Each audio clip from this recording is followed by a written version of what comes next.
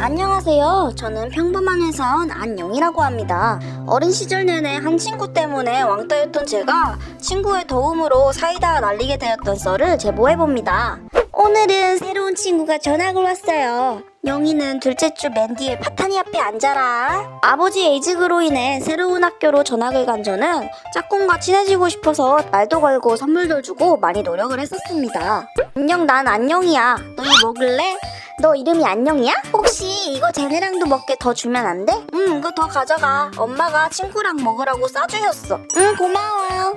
파타나, 명희가 전화 가서 아직 학교를 잘 모르니까 네가 짝꿍으로서 적응할 때까지 옆에서 모르는 거 잘 알려주렴. 네, 선생님, 걱정 마세요. 그래, 역시 파타니는 착하다니까. 짝꿍인 파타니는 항상 친구들이 모여있으면 중심에 앉아있는 친구가 많은 애였습니다. 저는 파타니가 선생님 부탁을 받았으니 저를 잘 챙겨줄 거라고 생각했었죠. 영희야, 너 이거 풀 줄 알아? 응, 이건 학원에서 다 풀어봤던 거야. 답은 짠! 이거야. 그럼 나 이것도 다 풀어주면 안 돼? 내가 적는 캐릭터 노트 줄게. 제발. 근데 나 학원 가야 돼서 힘들 것 같아. 미안해. 아, 그래? 그럼 가봐. 그런데 파타니는 되려 자기 숙제를 맡기거나 제 핸드폰을 잠깐 빌려달라는 등 매번 무리한 부탁을 해서 얼마 안 가 저는 그 애한테 화를 냈습니다. 야, 김파탄, 너 왜 맨날 나한테 이상한 거 시켜? 핸드폰도 그만 빌려. 너 때문에 엄마한테 맨날 혼나잖아.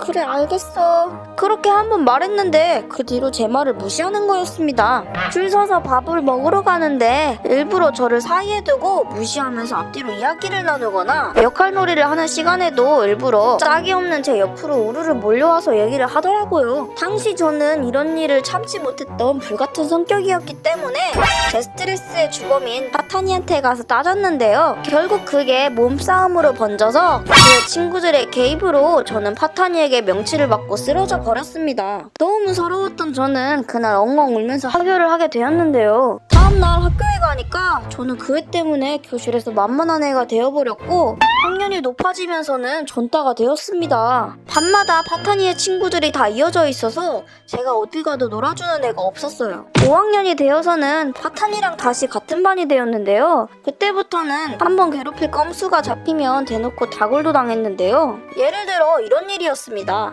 제가 자리에서 멍 때리거나 웃긴 게 생각나서 그냥 피식 웃었는데 야, 왜 쳐웃냐? 내가 존나 만만하냐?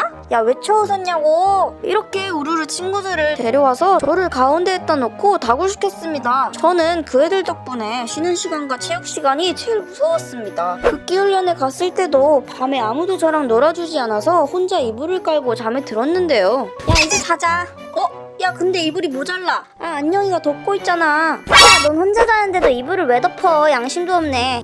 다 놀았던 애들이 덮고 잘 이불이 부족해서 제가 자고 있던 침구를 빼앗아 자기들이 덮었고 저는 그날 땅바닥에서 덜덜 떨며 자게 되었던 적도 있었습니다. 저는 이런 환경 때문에 초등학교 시절 친구가 아예 없었습니다. 이따금 다가오는 착한 친구들이 있긴 했지만 절 괴롭히는 애들 때문에 얼마 안 가 떠나갔었죠. 그렇게 저는 소심해진 성격으로 중학교에 입학하게 되었는데요. 초등학교 때 괴롭힘이 연장되고 싶지 않아서 새학기가 되자마자 친구를 사귀려고 무던히 노력했습니다. 그러나 절 괴롭히려는 조짐이 없진 않았습니다. 야, 쟤 인성초등학교 전따였잖아. 쟤는 왜 쟤랑 놀아?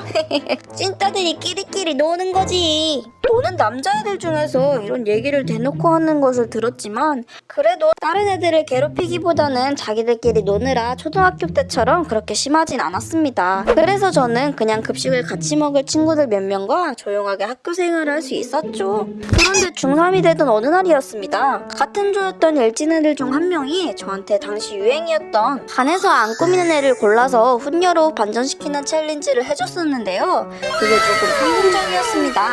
헐, 얘 좀 봐. 안경 벗으니까 눈이 대박 커졌어. 야야야, 빨리 사진 찍어. 그래서 저는 처음으로 안경을 벗고 화장을 하고 고데기를 하게 되었는데요. 그 이후로 소심한 성격은 그대로였지만 겉모습을 관리하고 다니니 쉽게 무시하는 애들은 없어졌습니다. 여기에 자신감을 얻은 저는 중학교를 무사히 졸업하고 고등학교를 일부러 좀 멀리 있는 곳에 진학했습니다. 거기서는 처음 만난 친구들한테 친화력도 좀 발산하고 말도 잘 걸어주고 잘 웃으니까 반에서 무난한 무리 자리에 끼는데 성공했습니다. 그런데 점심시간에 친구들이 딴 반에 있는 친구랑도 같이 먹자고 해서 따라갔더니 거기에는 저를 괴롭히던 파탄이가 있는 거였습니다. 그 애는 제가 친해진 같은 반 애들한테 제가 찐따였다고 이야기하고 다녔다고 해요. 그 뒤로는요? 웃기게도 저는 그 무리에서 쫓겨났습니다. 그 애는 기세등등하게 그 애들이랑 놀고 저는 그 뒤로 잠시 조용하게 지냈는데요. 왜 잠시냐면 어쩌다가 반에서 좀 예쁘장한 애랑 친해졌거든요. 야, 니 왜 혼자 앉아있냐?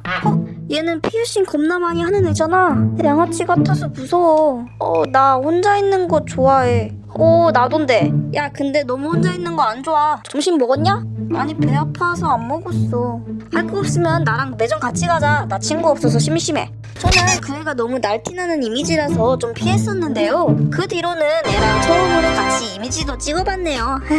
노랑이는 이렇게 저의 첫 친구가 되었습니다. 그 애를 시작으로 주변에 논다는 애들이랑 친해져서 저는 학교에서 금세 활발한 애가 되었습니다. 그러다 보니 파탄인 애들은 제 안중에도 없었고 이젠 아무도 절 괴롭히지 않아서 저는 처음으로 학교가 너무 좋아졌습니다. 어느 순간부터 종종 고백도 받게 되었고 생일이면 선물도 받고 연애도 처음 시작하게 되었어요. 이렇게 옛날에 괴롭힘 당했던 기억들을 잊어가던 어느 날이었습니다. 야, 오늘 체육 배구 시간이래. 야, 우리는 노래 들으면서 운동장 걷자. 짱 좋음. 힙정남 노래 들으면서 댄스 한번 고. 웨이브는 힙정남한테 질 수 없뜸. 난 빛보다 빠른 트월킹을 보여줄게. 잠깐만, 내 체육복이 어디 갔지? 체육복을 갈아입으려고 책상 서랍을 보니 제가 책상 서랍에 박아놨었던 교과서들이랑 체육복이 어딘가로 사라져 있었어요. 그래서 반 친구들이랑 같이 학교 전체를 돌아봤더니 소각장 구석에 버려져 있더라고요. 저는 그걸 본 순간 옛날의 상처가 떠올라서 울어버렸습니다. 그때 그걸 본 노랑이가 엄청 화내면서 다른 반 친구들한테 이 일을 다 말해버렸습니다. 똥! 야, 내가 범인 찾아줄게. 울지 마. 안녕히 거 버린 어떤 일이냐? 좋은 말로 할 때 나와라. 바로 그때 어떤 친구가 야, 나 기파탄이 이거 들고 소각장으로 지나가는 거 봤어!